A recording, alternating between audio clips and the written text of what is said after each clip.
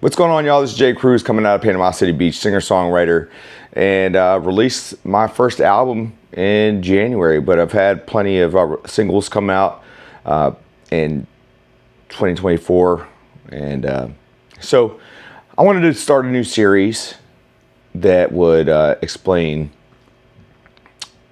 the lyrics and what actually inspired me to write the song. So the first song that I released was called Destiny and Destin, and it's a love story between me and my now wife, where we met in Destin, Florida. So I was an A-10 crew chief. If you don't know what an A-10 is, it's a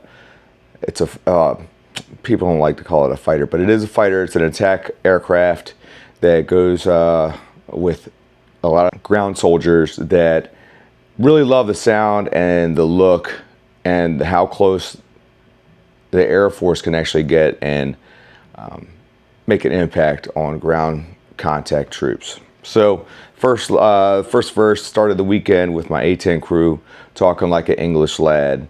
Actually, that's the first line. Let's just go with that real quick. So I was down in Destin, Florida. Like I said, we were there for an exercise that coincided with the AC-130s, and they were out of Hurlburt, so that's a good old Air Force Special Forces command out there, and that we work very close with everybody. So that why not go with the AC-130s? It's a flying gunship, literally, and you know we're a flying cannon, so it's just cool. Or actually, flying Gatling gun. So we're doing some of these exercises here, and well, that week and weekend was also St. Patty's Day, and I guess they were having a taco and tequila festival, which I didn't know. I was just happy to go ahead and go along with my aircraft to go to Florida. I mean, the last time I went to Florida at that point was probably when I was 8 or something like that. We went to Disney World and in June, and that was extremely hot. Nobody wants to go to Orlando in June or July, but we did when I was a kid, and it was still. I still remember having like the magic outfits. But anyway, I got a little sidetracked there. But started the weekend with A-10 crew. We got there and we made sure our jets were okay. We didn't have any exercises during that weekend, so we had that first weekend off. And you can't start the day out drinking if you don't start in the morning. Well, I did, and I went to, I think this place called not Jack and Cooda's. I don't remember what it's called. It's one of those alcoholic slushies, and Jester. So I went down there, got some Jesters, and the sugar and alcohol is crazy, but it is what it is. And we were walking around like 7 or 8 guys. We're all crew chiefs from airplane mechanics, and I came up with the bright idea of like, hey, you know what? While we're walking around, why don't we get into character, and whoever breaks character has to buy a round. At the end of the day, everybody's buying a round. I just wanted to make it a little fun, and you know what? We did. So I ended up being this English guy. I started calling myself Joseph. So I'd be like, hey, what's going on, mate? So I want to get a little pint and drink and some shots. I don't even know if they call shots in England. I'm not 100% sure, but that's what I did. And I was dedicated. One, because I didn't really want to pay for everybody. And eventually I knew like if I waited long enough, I would only have to pay for a little bit of the group that was left. But we were getting it. We were having a great time, and we were looking after each other. And then we're like, we're kind of hungry. So we met up with the rest of the crew and went to this restaurant called Jack and Cooda's. And it's a sushi / Asian restaurant right on the boardwalk there where it was down at Harbor Docks in Destin. And it was, since it was Taco Tequila Fest, they had this bar right on the Harbor Walk area where you can kind of just, people watch. Or you could get closer to the water and go towards, the just more dining, more intimate space. And then they also had like the center part of the restaurant where there was a bar. So we're all sitting there. There's probably like 20 of us now. And my buddy, John, he's like, hey, there's some really hot chicks out there. I mean, we're all like, man, we don't really know about your taste in women. So he kept going and like, right, we'll all go. So the main group of us that were together, like 7 or 8 of us, come out there. And man, I mean, he was right. I mean, there were some beautiful, beautiful women in there. And then, yeah, that was the beginning of it. So we'll keep on going with the lyrics. Took bets, paid some tabs, looking at pretty girls. How I'm gonna take one home. If she gave an inch, I'm gonna take a mile. Honestly, that was more like that. Those verses, that wasn't really true, but because I was down there and I just wanted to hang out with the boys, you know, like I really loved hanging out with my guys. I didn't want to look for anything. I just got out of something, and I just wanted to hang out and have a great time and not really worry about anybody else, you know. But you know, boys will be boys, and you know, I did find a pretty girl. She had some really beautiful green eyes and a great smile. And then, you know, there was plenty of other females there, but for some reason, God pointed me into her direction. I was like a heat-seeking missile. Oh, couldn't believe it. So that's like the first verse. You know, I'm hanging out with my A-10 guys, my crew chiefs, my best friends at the time, some of them. And because we spent a lot of time together, and we would go around with these jets and making sure that they're good. And you know, and then we met some girls at a restaurant called Jack and Kuda's down at the Harbor Walk on Taco Tequila Fest. Then we go to the chorus. Or actually, I'll do the chorus next, almost last. Then I'll go to verse 2. When I saw you the first time, drawn like a moth to a flame, looking into your big green eyes, lips kiss. I used them lips every second I could get. So that night, I mean, every time I was around this girl, which is now my wife, I mean, she had these amazing juicy lips, and I just wanted to kiss them all the time. I might have been a little tipsy, you know, but we danced all night, and I was drawn to her. I don't know what it was, and I don't know if it was the green eyes or just, I don't know. God just was like, look at it. It was like, whoo, Scud missile locked in. And we danced all night, and you know, anytime I was kissing them lips, you know, and I'm sure she was like, oh God, this guy always kissing me, get off of my lips. So, but regardless, we had a really awesome time, and we kept going back and forth and, you know, hanging out. So for the bridge, we flew back and forth, floating and growing. Pizza was love until you opened your heart. 6 months far away, we talked every day, started in Destin. So we flew back and forth, you know, like I lived in Maryland, and she lived here. So we flew back and forth, just, you know, having this long distance relationship. And, you know, we always were just getting stronger and stronger, closer connections. Because when you're not, you know, living in the same area with somebody, you really have to try really hard to make anything work. And it's not really impossible. So we're floating and growing, so we're floating in the air, we're going back and forth, and we were on cloud 9 because we really loved being around each other. And, you know, every time I was down here, she wanted to show me a great time down at Panama City Beach, Florida. And, I mean, she did. I mean, we were at Shell Island almost every single time. Her friends, which I've met, her core group of girlfriends here, were just amazing. They accepted me, and vice versa, you know, like we were just all great friends after that. And they really loved hanging out with me, and they really accepted who I was. And I'm really happy from Susan being happy as well, which is, you know, now my wife. So pizza was love, you know, like when we didn't want to say I love you over the phone, or I guess we were both kind of scared to say I love you, but I love pizza. Like, you ask anybody, I really do love pizza. And we were just, send emojis of pizza saying, like, I care about you, but you didn't want to say I love you because we don't know if we were there yet. We don't know if we don't know if we were ready for it.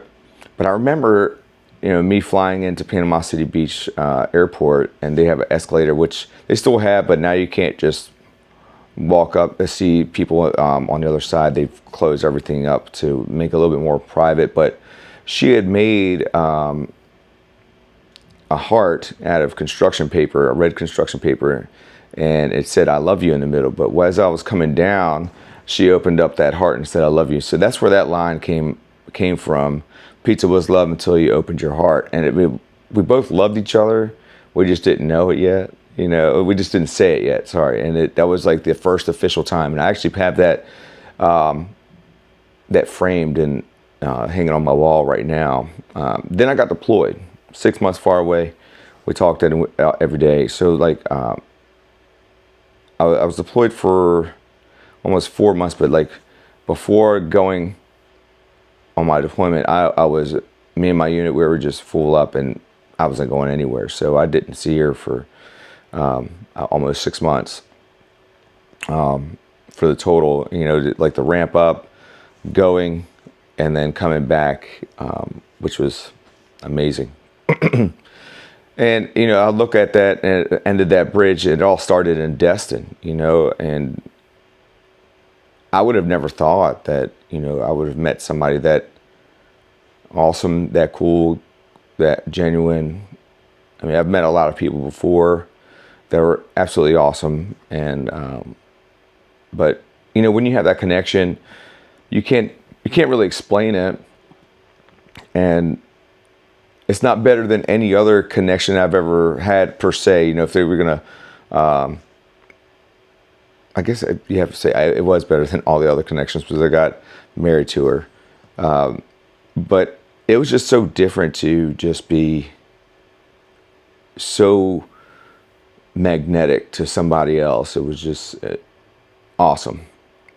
So that's the bridge and all that stuff where, I'm transitioning. So when we go to the chorus, Destiny on Emerald Gulf, so the Gulf of Mexico, but now Gulf of America is emerald color down here. Very clear, very beautiful. And it was my destiny on the Emerald Gulf. I met this beautiful female woman, and she became part of my life. Danced all night with a green-eyed girl, and we definitely danced all night the first time we met. And her big green eyes are just absolutely just enticing. I just wanted to just keep looking into them and peering into them. And there's a progression in the chorus where the third line would be destined to be happy with my life. And then they were destined to be happy with her. And then the third chorus would be destined to be happy with my wife. So it's a progression where, like, you can't make anybody happy until you're happy. And then I was happy. Then I wanted to be happy with somebody else, which would be her, my wife now. And then, but she was my girlfriend at the time. And then I was destined. I wanted to be destined with her as my wife, and we got married. Ended with her Sunsets at the Top. We would always listen to Fat Joe's All the Way Up. It was just a great song, and she was with all of her girlfriends at the penthouse at that resort style hotel called the Emerald Grand, and they were on the penthouse, and it was just awesome. We watched some sunsets and it was beautiful up there. And every time I see it up there, it brings a lot of memories back. Susan Cruz at the Harbor Docks. That's our first date. We went to the Harbor Docks. Even though like that night we danced all night, and then I took her and her friend to Whataburger. That's not a real date. I was hanging out with my friends, and she was hanging out with her friend, and we'll make sure they got home fine. But Harbor Docks was, when she came back, we went to this restaurant down in Destin called Harbor Docks, and that always has a special place in my heart. It's not really anything to write home about, like on the outside or even the inside. It's not really glamorous, but I tell you what, it's a local gem, and it's absolutely amazing. They always have a fresh catch, and it was just really intimate in there. It was really cool. Sipping bourbon and bubbles, was the next one. I love bourbon, and she loved champagne. It was always Chandon, and so bourbon and bubbles. That's where they come together. And she's always called Sippin' Sue's. So sipping bourbon and bubbles. I thought that was pretty cool. And I mean, I don't take shots of bourbon. I sip on my bourbon. I love doing that. All I could think was it was Destiny and Destin. And so when I look back, it was Destiny and the beach town Destin. I mean, I found some really awesome friends. I found my wife, and I found a new life down here. Before I was even thinking about going anywhere else, I was actually in the process of thinking about moving to Arizona and working on the A10s out there. And I fell in love with it when I was stationed out there for a little bit in Tucson. And but God intervened and put a beautiful young lady in front of me, and it just altered my life forever. Now we have a daughter, we have a house, and a lot of things have happened. I didn't even think I'd be singing, but I wanted to make sure that she knew that I loved her so much, and that I wrote a song about it. So that's Destiny and Destin. Why I wrote the song, the things behind the song. Now, some of the melody behind the song as well. I wrote this by myself. It might not be the best song, but I tell you what, it captured everything that I think I wanted in this to kind of portray. Everybody's like, "Did you marry Destiny?" I'm like, "Nah, man, it's my destiny and Destin." And then when I worked with John Willis to produce this song up in Nashville, I told him, I was like, I'm Hispanic and she's very ladylike. So I kind of want to put those aspects into my song. And I'm also like a very boisterous and happy person as well. And, my wife would call me a bull in a china shop when we went to New Orleans for the first time. But so we put a gut string or a classical guitar in there, and it's very, very precise and light. It captures a Hispanic side of me, but also is capturing the playfulness and the lightness of my wife. And it's not as wild, but it was very refined because she reminded me of my great grandmother, and I was like, man, I guess I kind of fell in love with that because my great grandmother was such a big part of my life, and I loved her so much. And then John put that acoustic guitar where it's very refined and just a really cool sound, light sound, to portray Susan as a playfulness, as a call, and I